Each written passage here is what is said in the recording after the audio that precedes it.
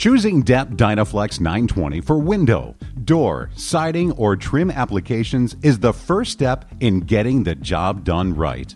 Here are a few tips and tricks to achieving the trophy bead with Dynaflex 920 that will stand up to the elements.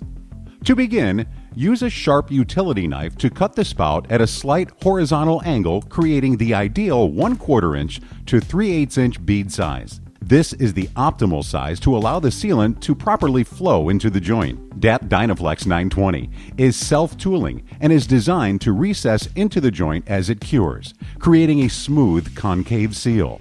Avoid cutting the spout at a sharp angle, as the spout tip will drag through the sealant and build up on the tip, preventing proper sealant application. Avoid cutting the tip opening too small, as it does not allow application of recommended bead size.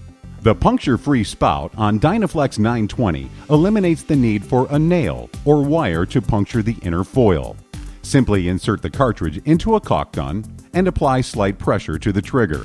The foil seal will rupture and begin the flow of sealant. The 4-inch flexible spout on Dynaflex 920 allows access to tight spaces. The tip can also be bent slightly to get the best application angle. Dynaflex 920 goes beyond meeting the specs. It was developed with the installer's needs in mind and attention to detail. Self-tooling, puncture-free seal, and flexible spout are all features that only installers may recognize, but make a sealant and the finished job that much better. For more information on the DAP spec line, find us online at dapspecline.com.